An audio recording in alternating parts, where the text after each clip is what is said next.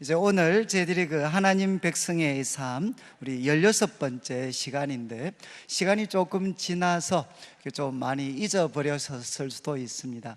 우리 14가부터 이제 교회에 대해서 함께 지금 말씀을 나누고 있는데, 이제 14과에서는 교회는 이제 어떤 공동체인가, 이건 아주 중요합니다. 그래서 우리 삼위일체 하나님과 관련해서 이제 교회를 이해하시면 아마 제일 성경적이고 또 저는 아마 정확하다고 생각을 합니다. 그래서 이제 성부 하나님과 관계에서 볼 때는 우리 하나님을 아버지로 모시고 우리는 모두가 형제 자매입니다. 그래서 교회는 우리 하나님의 가족입니다. 가족. 교회는 하나님의 가족이다. 그리고 이제 성자 예수님과 관련해서 교회는 그리스도의 몸이다. 그리스도의 몸된 교회라고 이야기를 하죠. 그리고 세 번째, 이제 성령님과 관련해서는 성령님이 거하시는 성전이 바로 교회다. 그래서 교회는 성령의 전입니다. 전. 그래서 세 가지, 교회는 하나님의 가족들의 모임이고 그리스도의 몸이고 그리고 성령의 전이다, 이렇게 말씀을 드렸습니다. 그리고 이제 교회는 이제 형제 자매들이 어떻게 해야 되겠습니까? 사랑해야 되죠. 사랑.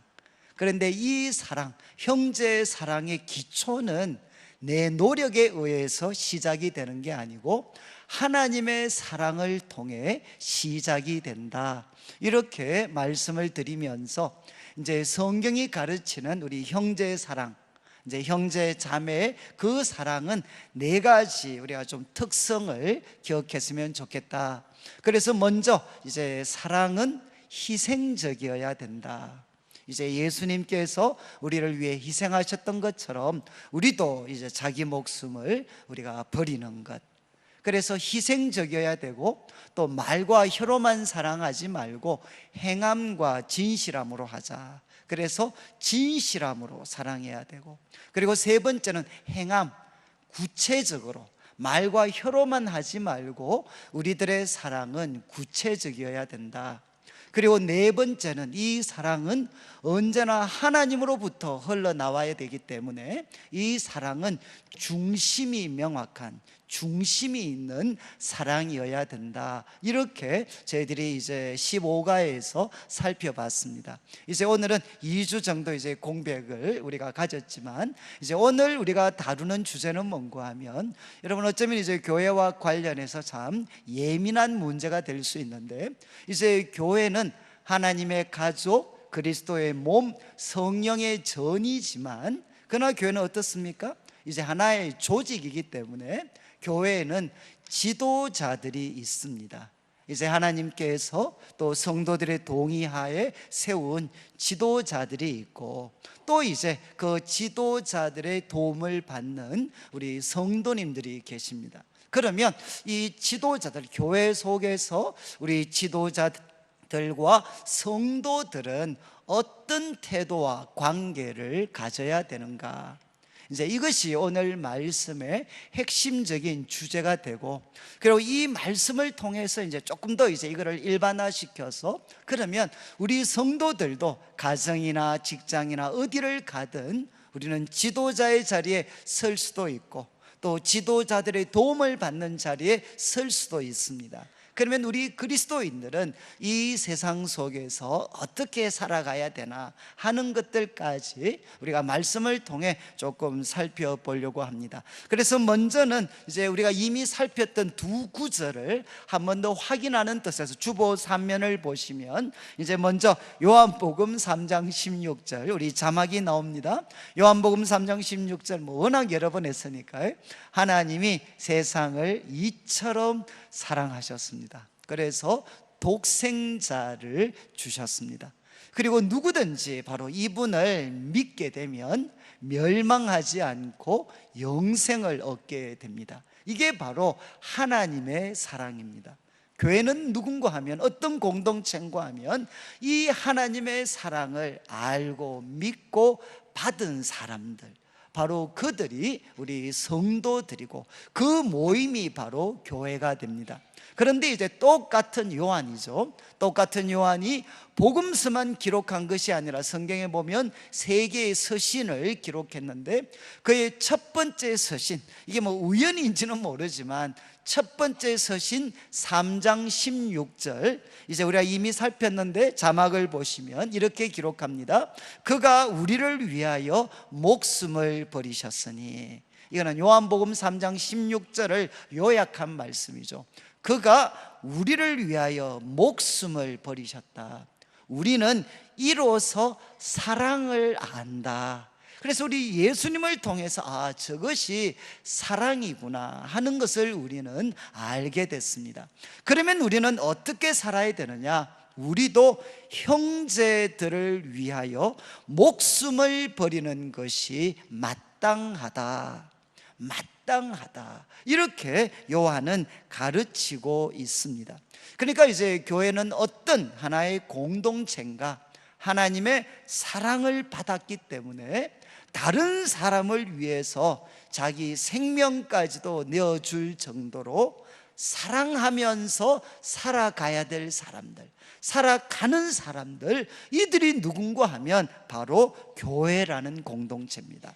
자, 그러면 이제 이미 말씀을 드렸듯이 이런 사랑으로 하나님의 사랑을 받고 하나님의 사랑을 서로에게 흘러보내야 될 공동체인 교회, 이 공동체에도 이제 하나님이 세우신 지도자들이 있습니다. 그들은 이제 어떻게 처신을 해야 되는가? 아마 이 부분에 대해서 우리 예수님께서 주신 가장 직접적인 가르침이 오늘 우리가 읽었던 마태복음 20장 25절부터 28절까지 말씀입니다. 이 말씀은 사복음서에 거의 공통적으로 여러 번 기록이 되어져 있습니다. 이제 25절을 우리 자막에 나오는데 한번 보시면 이렇게 되어 있죠. 예수님께서 제자들을 부르십니다. 제자들을 불러셔서 이제 교훈을 하시는데, 이방인의 집권자들이 있다. 하나님을 알지 못하는 이방인들의 집권자, 뭐 과거 같으면 왕으로 대표될 수 있는 집권자들은 백성, 그들은 백성입니다. 그들을 임의로 자기가 원하는 대로 임의로 그들을 주관하고 다스린다. 그리고 또 그 집권자 밑에 있는 고관들이 있습니다. 고관들. 그 고관들도 이제 백성들에게 권세를 부리는 줄 너희가 안다는 겁니다. 그런데 이제 26절을 보시면 예수님께서 이렇게 말씀하시죠. 그렇지만 너희 중에는 그렇지 않아야 된다. 너희들은 다르게 살아야 된다는 것입니다. 그런데 여러분, 이제 이 말씀을 조금 더 이해를 하시려면 이제 성경은 여러분들이 특별히 201, 301 이렇게 성경을 공부하실 때 여러 구절들이 나옵니다. 그런데 조금 바쁘시긴 하시지만 성경 구절들을 이렇게 찾아서 답을 쓰실 때 하실 수만 있으면 앞뒤 한 3구절 정도씩은 좀 같이 보시는 게 좋습니다. 그래야만 성경을 문맥 속에서 조금 정확하게 보실 수가 있습니다. 이 말씀도 바로 앞에 어떤 내용이 나오느냐? 여러분, 이제 성경에 예수님의 12제자가 있었는데 거기에 이제 형제들이 우리 두 쌍이 있었죠. 베드로와 안드레, 그리고 이제 요한과 야고보, 우리 형제들이 이렇게 두 그룹이 있었습니다. 그런데 이 중에 이제 이 요한과 야고보의 어머니가 우리 성경으로 보면 치맛바람의 효시가 되죠. 그래서 이 치맛바람이 쐈던 이 이제 요한과 야고보의 어머니가 예수님을 찾아옵니다. 그래서 뭐라고 말하는 거 하면 이제 주의 나라가 임하실 텐데 그때 내 아들 둘이를 주의 오른쪽과 왼쪽에 앉혀주십시오. 주의 나라가 이제 임하게 되면 내 두 아들을 이제 오른쪽, 주님의 오른쪽 왼쪽에 앉혀주십시오. 무엇을 뜻하는 줄 아시겠죠? 가장 중요한 자리에 내 두 아들을 앉혀주십시오. 아마 좀 비밀리에 이야기했을지 모릅니다. 그런데 이제 세상에 비밀은 없죠. 이것을 누가 알았느냐? 이제 10명의 다른 제자들이 이걸 알게 됐습니다. 그러니까 얼마나 기분이 안 좋았겠습니까? 그래서 성경 24절에 보면 바로 윗구절인데 그냥 제가 읽어드리면 12제자가 듣고 두 형제에 대하여 분이 여기거늘. 충분히 이해하시겠죠? 이 10명의 다른 제자들이 이걸 듣고 너무너무 화가 났습니다. 그런데 이런 분위기에서 이제 예수님께서 12제자들을 다시 부르시죠. 그리고 말씀하셨습니다. 이방인들은 이렇게 집권자들이 한다. 그런 다음 26절 후반부를 보시면 너희는 달라야 되는데 특별히 너희 중에 누구든지 크고자 하는 자는 너희를 섬기는 자가 되어야 된다. 크고자 하는 자는 그러니까 가장 요직이죠. 가장 요직에 앉고 싶어하는 사람들은 섬기는 자가 되어야 된다. 그리고 또 27절에 너희 중에 어떤 1등이 되고자 하는 사람, 우리 한국 분들이 제일 좋아하는 1번, 이제 어떤이 되고자 하는 자는 너희의 종이 되어야 된다. 그러면서 이제 28절, 이런 말씀은 우리 성도님들이 이미 아시겠지만 그래도 이런 구절들은 좀 외우시면 좋을 것 같아요. 28절에 인자가 온 것은 섬김을 받으려 함이 아니다. 도리어 섬기려 하고 자기 목숨을 많은 사람의 대속물로 주려 함이다. 여러분, 대속물은 무엇이겠습니까? 좀 낯선 단어죠. 대속이라는 말은 고대 여러분 노예들이 있습니다. 그러면 이 노예들이 풀려날 수 있는 방법이 뭐겠습니까? 이제 돈을 지불하는 거죠. 그 값을 지불하면 노예가 풀려나서 자유를 얻게 됩니다. 그리고 감옥에 갇힌 죄수들이 있습니다. 이들도 오늘의 말로 하면 보석금을 지불하면 그 감옥에서 풀려날 수가 있습니다. 그래서 노예나 아니면 감옥에서 풀려나도록 지불하는 그 돈을 이제 대속물이라고 하죠. 예수님께서는 바로 자기 목숨을 우리 성도님들이 죄의 종이 될 수도 있고 그리고 그 죄의 감옥에 갇혀 있을 수도 있는데 바로 거기에서 풀려나도록 자기 목숨을 대속물로 주시기 위해서 예수님은 오셨다, 이렇게 선언을 했습니다. 저는 그 모태의 신앙으로 이렇게 자라났기 때문에 저는 이제 성경에 대해서 여러 번 배우기는 했지만 제가 이제 고등학교 졸업하고 이제 대학 시절을 보내면서 성경을 보다가 아마 가장 충격을 받은 말씀이 저는 이 말씀이었습니다. 인자가 온 것은 섬김을 받으려 함이 아니다. 왜 이것이 저한테 충격이 되었느냐? 제가 어릴 때부터 교회 다니면서 우리 장로님들이 이렇게 대표 기도하시면 특별히 우리 다음 세대를 위해서 기도해 주실 때 가장 많이 해도 요즘은 장로님들이 그 기도를 잘 안 하시는 것 같아요. 옛날에는 우리 장로님들이 우리 자녀들 위해서 기도할 때 우리 자녀들 하나님 어디를 가든지 머리가 될지언정 꼬리가 되지 않게 해주십시오. 저는 이 기도는 어릴 때부터 들었어요. 그래서 저는 뭐라고 생각을 했느냐, 내가 예수님 하나님을 영화롭게 하는 길은 뭔가 하면 내가 꼬리가 되지 않고 머리가 되는 거다, 머리. 그리고 또 내가 남들이 봤을 때 섬김을 받는 자리에 올라가는 것, 그게 바로 내가 하나님을 영화롭게 하는 거다. 저는 정말 그렇게 생각을 했습니다. 그래서 나름대로 열심히 공부도 하고 노력도 했습니다. 그런데 제가 이제 성경을 읽어보니까 예수님이 뭐라고 말씀하셨느냐, 우리가 믿고 있는 예수님께서 인자가 온 것은 섬김을 받으려 함이 아니다. 이거는 정말 저한테 충격 그 자체였어요. 제 인생의 목표가 섬김을 받는 자리에 올라가는 거였는데 예수님께서는 정작 뭐라고 말씀하셨느냐, 인자가 온 것은 섬김을 받으려 함이 아니다. 도리어 섬기려 하고 그리고 자기 목숨을 많은 사람들을 위한 대속물로 자기 목숨을 다른 사람을 위해서 주기 위해서 예수님은 오셨다, 이렇게 선언을 하셨습니다. 아마 저는 예수님을 제 삶의 구세주와 주인으로 모시면서 제게 일어났던 가장 큰 갈등, 지금도 지속되고 있는 갈등이 아마 여기에 있는 것 같아요. 한쪽에서는 자꾸만 어떤 목소리가 들리느냐, 섬김을 받아야 돼, 섬김을 받는 자리에 올라가야 돼. 한쪽에서는 계속해서 그런 목소리가 들려오고 또 한쪽에서는 어떤 목소리가 들립니까? 아니야. 예수님이 뭐라고 말씀하셨냐? 인자가 온 것은 섬김을 받으려 하고, 섬김을 받으러 온 것이 아니고 섬기려 하고 자기 목숨을 많은 사람의 대속물로 주려 합니다. 여러분, 이 말씀을 통해서 여러분, 예수님 당시의 세상은 어떤 모습이었습니까? 이건 오늘날에도 똑같습니다. 세상은 어떤 모습이죠? 피라미드 구조입니다. 제일 꼭대기에 누가 있느냐? 집권자가 있습니다. 왕이 있고 회장이 있습니다. 그 밑에 이제 중간 관리자들이 있고 제일 마지막에 일반 평범한 분들이 계시죠. 그래서 우리 일반인들은 중간 관리자들을 열심히 섬기고 중간 관리자들은 이제 집권자들을 최선을 다해서 섬깁니다. 피라미드 구조입니다. 그리고 그 집권자의 자리에 올라가려고 사람들은 피나는 투쟁을 하고 있습니다. 여러분, 교회는 어떤 모습일까요? 여러분, 교회는 이런 피라미드 구조와 좀 비슷하지 않나요? 저는 어릴 때 교회를 다니면서 뭐라고 생각을 했느냐? 저는 목사님, 장로님은 여러분 섬기는 사람이라고 제 눈에 비춰졌겠습니까? 아니면 섬김을 받는 사람이라고 제 눈에 비춰졌겠습니까?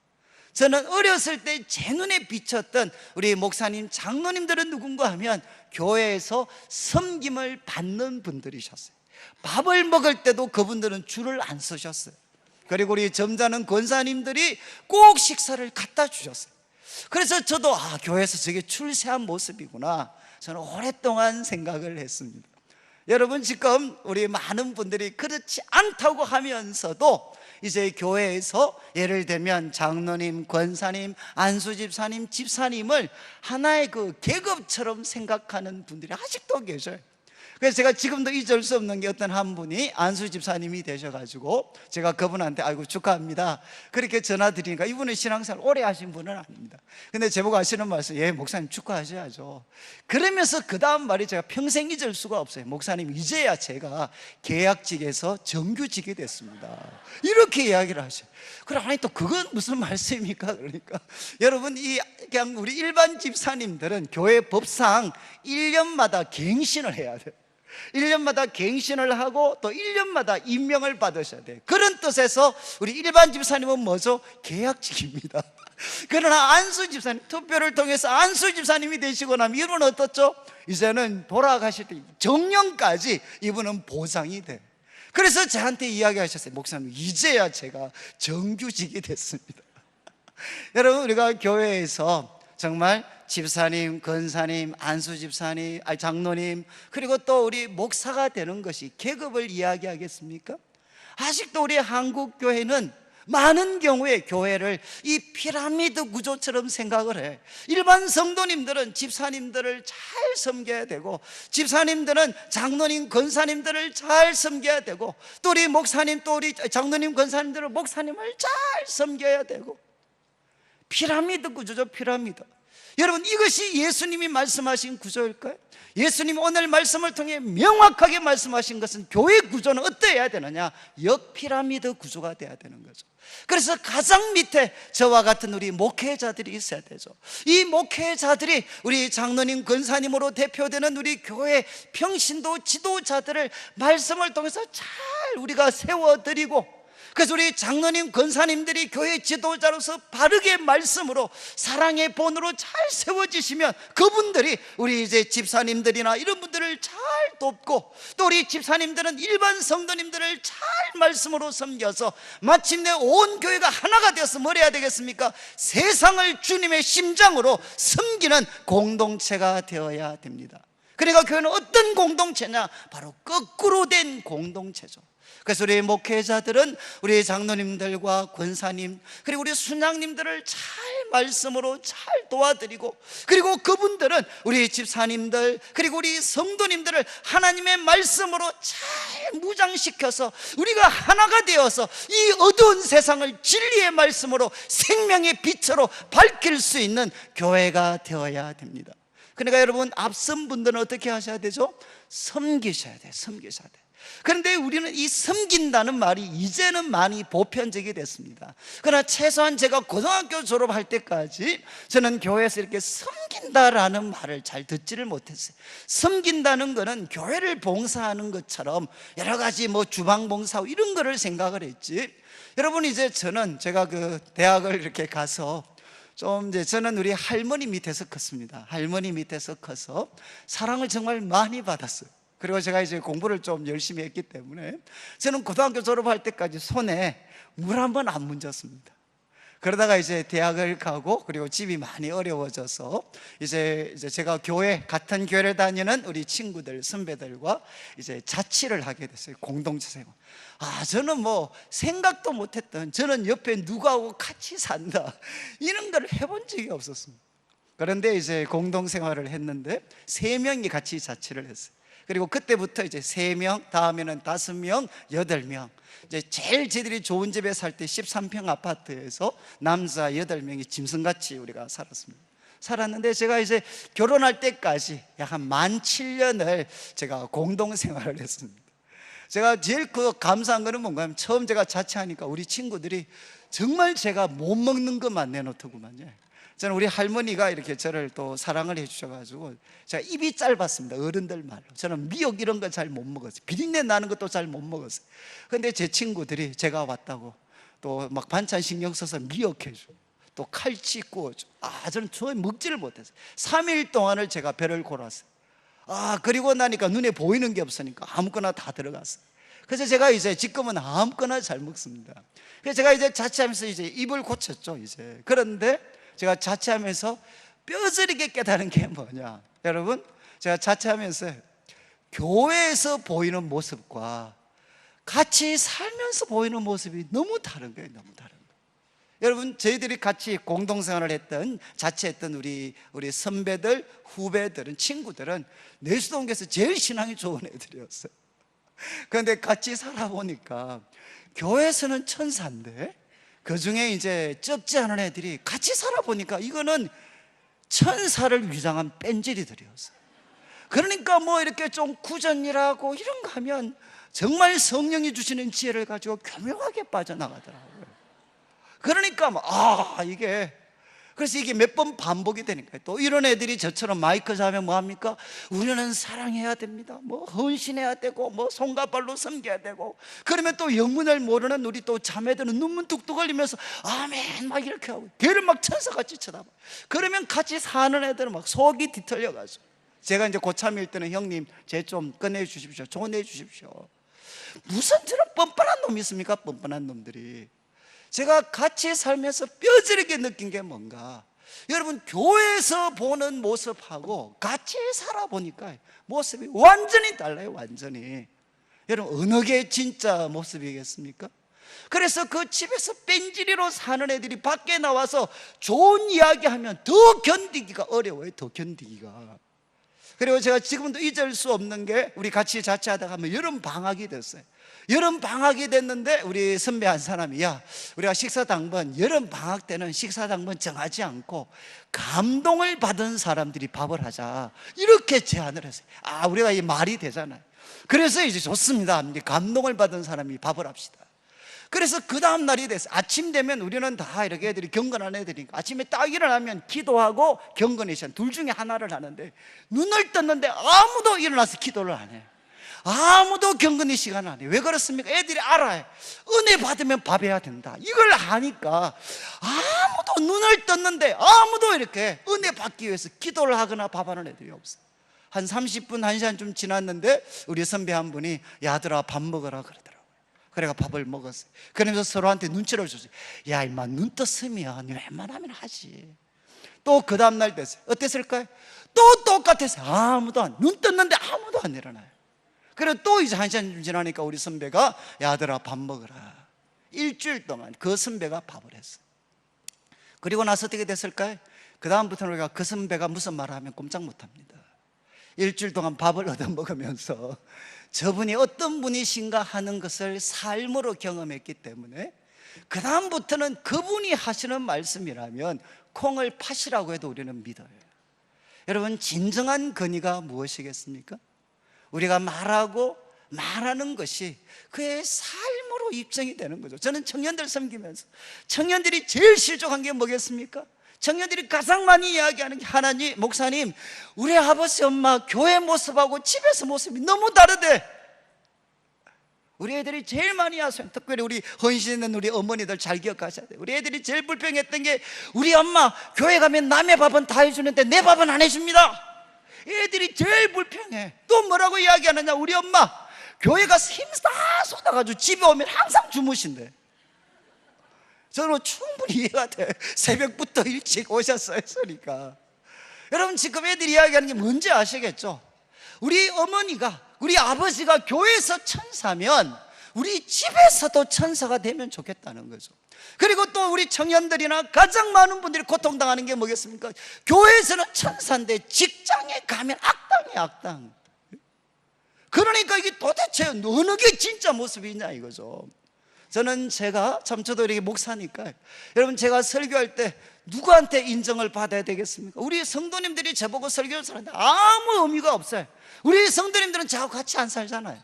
근데 제가 설교했는데 만약에 우리 집 사람이 집에 가서, 아이고 당신 그런 생각하고 있었냐, 나 몰랐네 내가 그거, 이러면 어떻게 될까요? 저는 완전히 그냥 이거는 뭐 완전히 가짜죠, 가짜. 그리고 제가 설교했는데 우리 애들, 그래서 저는 우리 애들 멀리 보내버리려고 그래. 제 설교 안 듣도록. 그래 우리 애들이 이제 또 제 설교 듣고 나서 하죠. 아이고 아빠 그런 생각했어? 그러면서 결론은 뭡니까? 집에서는 왜 그래? 여러분, 만약에 우리가 그런 이야기 들으면 아무리 밖에서 수천 수만의 사람한테 영향을 끼치면 뭐합니까? 가장 정확하게 알고 있는 사람이 당신은 가짜야라고 이야기하는데, 여러분, 이야기를 합니다.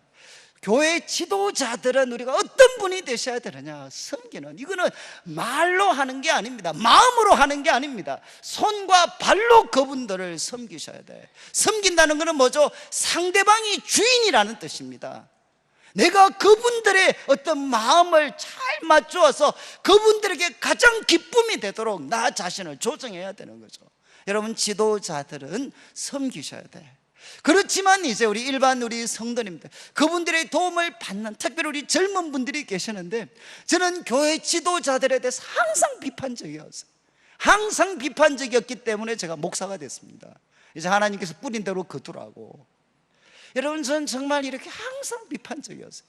그런데 제가 그 비판, 정말 비판적이었다가 오늘 지금 소개하는 여러분 베드로전서 5장 5절 6절 말씀이 있어요. 저는 이 말씀을 잊을 수가 없습니다. 이 말씀은 여러분들이 301 공부를 하시면 암송 구절 중에 하나입니다. 저도 청년 시절에 69절 암송을, 이 구절, 여러분 베드로전서 5장 5절에 뭐라고 되어 있습니까? 5장 5절에 자막이 나와 있죠. 젊은 자들아, 이와 같이 장로들에게 순복하고 다스로 겸손으로 허리를 동이라. 젊은 자들아, 이와 같이 장로들에게 순종해라. 여러분, 1절부터 4절은 장로들이 어떻게 해야 되는가 하는 말씀입니다. 그런 다음 5절에 젊은 자들아, 이와 같이 장로들에게 순종하고 다스로 겸손으로 허리를 동이라. 이거는 무슨 말씀이죠? 예수님이 제자들의 발을 씻겨 주셨잖아요. 그것처럼 겸손으로 허리를 동여라. 하나님은 교만한 자를 대적하십니다. 그리고 겸손한 자들에게 은혜를 주십니다. 그 다음 6절 말씀이 너무너무 멋있습니다. 6절에 뭐라고 되어 있습니까?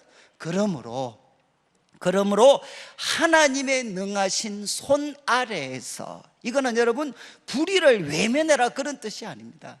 여러분, 하나님의 능하신 손이 있다, 그거 믿고 그 손 아래에서 겸손해라.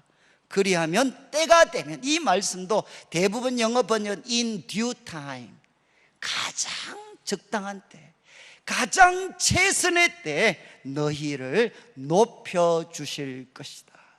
여러분, 예수님께서 우리 사도 베드로가 우리한테 권면을 했습니다. 젊은 자들아, 이와 같이 장로들에게 순복해라. 다스로 겸손으로 허리를 동여라. 하나님은 교만한 자를 물리치시고 겸손한 자에게 상을 주십니다. 그리고 하나님의 능하신 손 아래에서 겸손해라. 때가 되면 너희를 높이시리라. 여러분, 우리 열심 있는 성도님들 평생의 숙제가 뭐죠? 아마 우리 열심 있는 성도님, 특별히 한국교회 열심 있는 성도들의 가장 무거운 숙제가 뭐냐? 부족하고 허물 많은 지도자들과 함께 교회를 세워가야 되는 겁니다. 이것만큼 고통스러운 작업이 없습니다. 여러분, 부족하고 허물이 많은 지도자들과 함께 주님의 이 영광스러운 교회를 세워가야 돼요.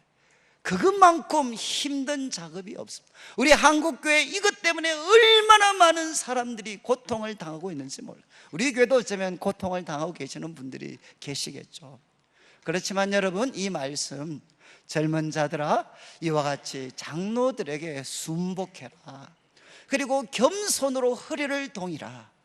하나님이 교만한 자를 대적하신다. 그리고 이야기했습니다. 하나님의 능하신 손을 봐라. 그 능하신 손, 그 능하신 손이 하나님 마음에 부합되는 사람은 세울 것이고, 하나님 뜻을 거스리는 사람은 그 능하신 손이 꺾어버릴 거니까, 하나님의 능하신 손 아래에서 어떻게 하라고 했습니까? 겸손해라. 때가 되면, 가장 하나님이 보실 때 가장 좋은 때가 되면 너희들이 해야 될 그 역할 잘 감당할 수 있도록 높여주실 것이다. 그리고 그 다음 이어지는 7절 말씀은 마음에 염려가 생기죠. 그러면 이거 지도자들 제대로 하겠습니까? 그래서 7절 말씀에 너희 염려를 다 주께 맡겨버려라. 여러분, 너희 염려를 다 주께 맡겨버려라. 그가 너희를 돌보심이라. 여러분, 주님이 돌보고 계시니까 염려를 주님께 맡기라는 것입니다. 여러분, 이제 우리 성도님들에게도 참 목회자로서 드릴 말씀은 아니지만 우리 성도님들이 앞으로 경험할 가장 무거운 숙제입니다. 부족하고 또 연약하고, 때로는 내가 볼 때 뭔가 좀 잘못 가는 것 같고, 이런 지도자들과 함께 여러분 교회를 섬겨가는 것, 그건 정말 고통입니다. 고통. 저는 이제 우리 성도님들 이 말씀 잘 기억하셔서, 그렇지만 그 지도자들 배후에, 교회 배후에 전능하신 하나님의 강한 손이 있다는 것을 믿고, 여러분, 우리가 그분들에게 우리가 주님을 신뢰하는 마음으로 우리가 순종하게 되면 가장 좋은 때 하나님께서 하나님의 뜻대로 교회를 정돈시켜 주시고, 그 가운데 내가 해야 될 역할들을 할 수 있도록 하나님이 길을 열어주신다는 것입니다. 그리고 이제 마지막 한 구절만 좀 보겠는데, 에베소서 5장 21절, 짧은 한 구절이지만 여러분, 에베소서 5장 21절 이렇게 되어 있죠. 그리스도를 경외함으로 피차 복종해라. 여러분, 이제 성경은 문맥 속에서 봐야 된다 그랬어요. 여러분, 이 바로 앞에 나오는 말씀은 뭔 줄 아십니까? 그리스도를 경외함으로 피차 복종해라. 바로 앞에 나오는 5장 18절 말씀이, 야, 술 취하지 말고 성령의 충만함을 받으라. 그리고 또 19절 말씀이 뭔가 하면, 성령 충만 받으면 시와 찬송과 신령한 노래로 주님께 노래할 수 있다. 그리고 이제 20절, 바로 그 다음 20절에 뭐라고 하느냐? 시와 찬미로 신령한 노래로 주님께 노래하면서 그 다음에 범사에 주 예수 그리스도의 이름으로 항상 하나님께 감사하고, 그 다음 마지막 결론입니다. 그리스도를 경외하기 때문에 바로 피차 서로에게 복종해라. 이렇게 말씀. 이 문맥이 너무 중요해.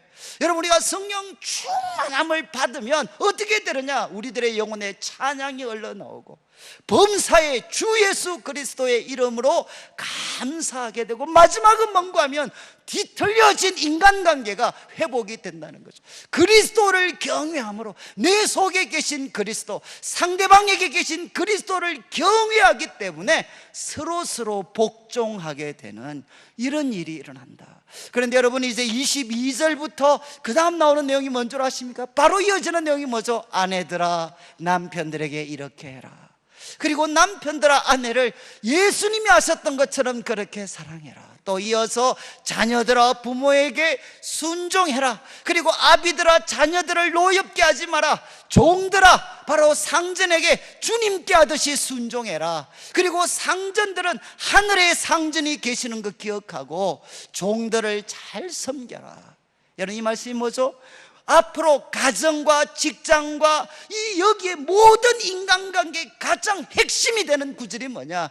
그리스도를 경외함으로, 주님을 사랑하는 마음 때문에, 주님을 두려워하는 마음 때문에, 주님이 상 주시는 분이시라는 걸 알고 있기 때문에 그리스도를 경외함으로 서로에게, 여러분 아내만 남편에게, 그리고 종이 상전에게, 자식들이 부모에게만 복종할 뿐만 아니라 이제는 남편도 아내에게, 그 아내 속에 누가 계시죠? 예수님이 계십니다. 우리는 주님을 신랑으로 섬기고 있는 사람입니다. 아내를 바로 아내에게 복종하고, 그리고 주인도 종에게 복종하고, 그리고 또 부모들도 자녀들에게 주님의 뜻대로 자녀들을 돌아보고, 그래서 그리스도를 경외함으로 피차 복종해야 된다.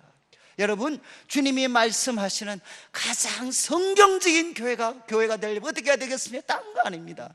바로 우리 모두가 다 교회의 머리가 되신 예수님께 복종하는 교회가 되는 것입니다. 그래서 여러분들이 저를 위해서 기도해 주실 때, 우리 장로님들을 위해서 기도해 주실 때 가장 핵심이 뭐겠습니까? 저분들이 머리 대신 예수님께 순종할 수 있게 해 주십시오. 이게 가장 중요한 기도 제목입니다.